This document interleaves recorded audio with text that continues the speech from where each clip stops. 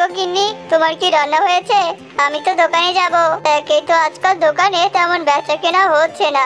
সকাল সকাল দোকানটা তো খুলতে হবে, বলো। রান্নার হবে কি করে শুনি? তোমার তিন মহারানী তো ঘুম থেকে উঠতে দেরি করেছে। ওরা বাটনা বাটবে, কুটনো কাটবে, তবে না আমি রান্না চড়াবো। যাই হোক, তুমি একটু অপেক্ষা করো, আমি রান্নাটা শেষ করে তোমাকে খেতে দিচ্ছি। এরপর গীতালি দ্রুত হাত চালাতে থাকে। গীতালি তার স্বামী বিনোদের সাথে রাধানগর গ্রামে থাকতো। গীতালিদের সাথে বিনোদের বোনের তিন এতিম মেয়ে রাধা, পূজা আর সখী। বিনোদ তাদের তিনজনকে নিজের বাড়িতে নিয়ে আসে, কিন্তু গীতালি তাদের তিন বোনকে মোটেও সহ্য করতে পারে না। গীতালি সবসময় তিন কন্যাকে দিয়ে খাটিয়ে নিত। তান্ত্রিক বাবা, সর্বনাশ হয়ে গেছে।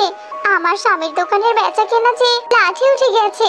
এবার আমি কি করব বলুন না তান্ত্রিক বাবা? তার উপর আবার ননদের তিনটে মেয়ের বোঝা আমাদের ঘাড়ের উপর।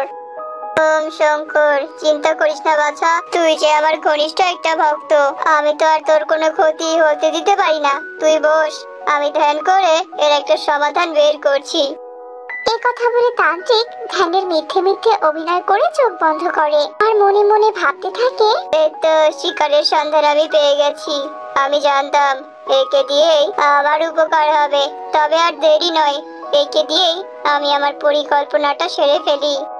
এসব কথা বলে তান্ত্রিক চোখ খুলে আর গম্ভীর ভাবে বলে, কন্যা, তোর সমস্যার সমাধান করার একটা উপায় আমি পেয়ে গেছি। এই কাজটা করলে তোর সব সমস্যা দূর হয়ে যাবে। তোর স্বামীর দোকানের বেচা কেনা বেড়ে যাবে। আপনি সত্যি বলছেন বাবা? তবে আর দেরি করছেন কেন? বলে ফেলুন কি উপায়। আপনি যা বলবেন আমি তাই করব। তুই যখন এত করে বলছিস, তবে শোন, তোর বাড়ির ওই তিন কন্যাকে তিন কচু গাছের সঙ্গে বিয়ে দিতে হবে, আর তিন কন্যাকে তিন কচু গাছের সঙ্গে বনবাসে পাঠাতে হবে। তবে যে তোর সব সমস্যার সমাধান হবে। এখন তুই বল, তুই কি পারবি আমার শর্ত মেনে নিতে আর ওই তিন কন্যাকে আমার হাতে তুলে দিতে? কেন পারবো না তান্ত্রিক বাবা, নিশ্চয়ই পারবো। আমিও তো চাই ওই দিন আপদকে চিরতরে আমার জীবন থেকে দূর করতে। আর তাছাড়া ওই তিন কন্যার জন্য যদি আমার সংসার আবার আগের মতো হয়ে যায়, আবার সংসারে যদি সুখ শান্তিও নেমে আসে, তবে তো আর আমার কোনো আপত্তি নেই। আমি কালকে ওই তিন কন্যাকে নিয়ে আসবো বাবা। এসব কথা বলে গীতালি তান্ত্রিককে প্রণাম করে সেখান থেকে চলে যায়। গীতালি চলে যাওয়ার পর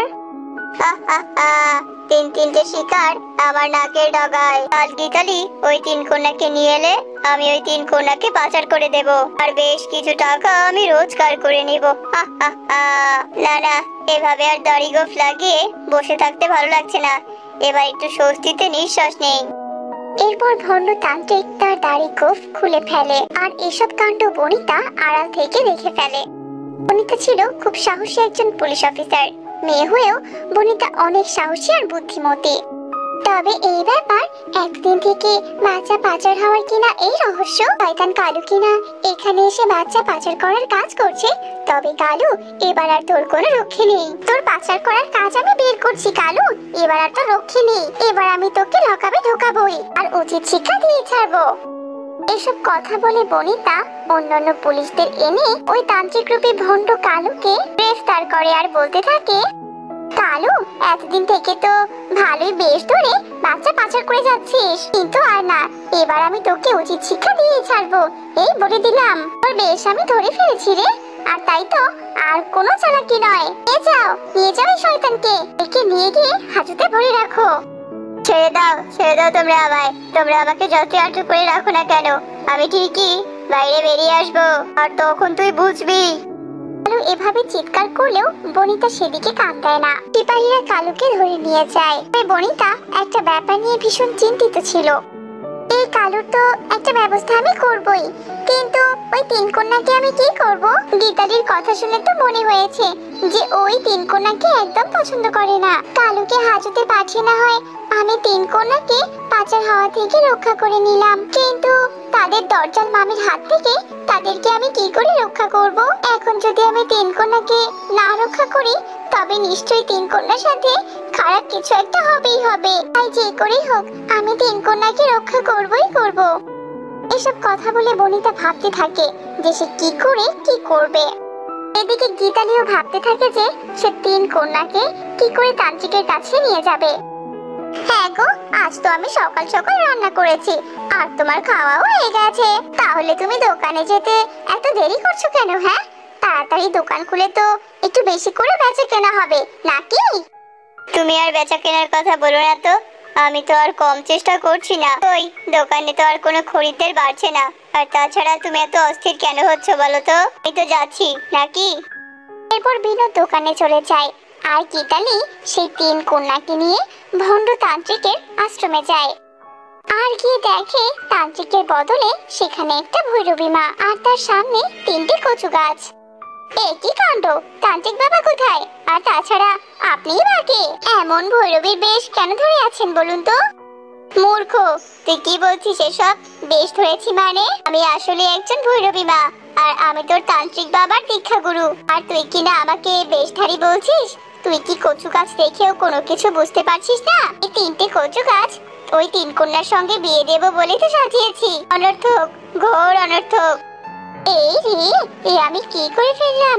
বেশি কথা বলতে বলতে আমি কিনা তান্ত্রিক বাবার দীক্ষা গুরুকে অপমান করে ফেললাম। এমনিতেই তো আমার সংসারে অনর্থক লেগে আছে, তার মধ্যে আমি আবার এমন একটা ভুল করলাম। না, যে করেই হোক ব্যাপারটা সামলে নিতে হবে। আসলে ভৈরবী মা, আপনি আমাকে ক্ষমা করে দিন। আমি যে না বুঝে এমন ভুল করেছি, দয়া করে আপনি আমাকে ক্ষমা করে দিন। আমি আপনার পায়ে পড়ছি। আমি তোর উপর থেকে সব ক্ষোভ মুছে ফেলেছি বাছা। হাজার হলেও তুই আমার শিষ্যের অন্যতম ভক্ত বলে কথা। তুই এই তিন কন্যাকে এখানেই রেখে যা। তিন কন্যার আর কচু গাছের সব নিয়ম আমি এখানেই পালন করে নেব, যেমনটা তোকে তান্ত্রিক বলেছিল। কেমন? এরপর গীতালি তিন কন্যাকে সেখানে রেখে আশ্রম থেকে বেরিয়ে নিজের বাড়িতে চলে যায়। যাক বাবা, আমার সংসারের আপদ দূর হলো। আর তিন কন্যার সঙ্গে ওই কচু গাছের বিয়ে হলে আমার সংসারের সব অভাব অনটন দূর হয়ে যাবে। কি শান্তি, কি শান্তি। কথা বলে গীতালি হাসতে থাকে আর এদিকে তিন কন্যা ভয়ে তটস্থ হয়ে যায়। তখনই বনিতা তার ভৈরবীর বেশ ছেড়ে সাধারণ বেশে তিন কন্যার সামনে উপস্থিত হয়। ভয় পেও না তোমরা, আমি কোনো ভৈরবী মা নই। আমি তোমাদেরকে রক্ষা আর তোমাদেরকে তোমাদের মামির কবল থেকে বাঁচানোর জন্য আমি এসব নাটক করেছি। তবে তোমরা ভেবো না, তোমরা তিনজন এখন নিরাপদ। আর তোমাদের তিনজনের আর কোনো কষ্টও থাকবে না, কারণ যেহেতু আমি তোমাদের উদ্ধার করেছি সেহেতু তোমাদের দায়িত্ব আমি নিজে নেব। এরপর বনিতা তিন কন্যাকে নিয়ে চলে যায় আর তিন কন্যার সাথে সুখে শান্তিতে বসবাস করতে থাকে।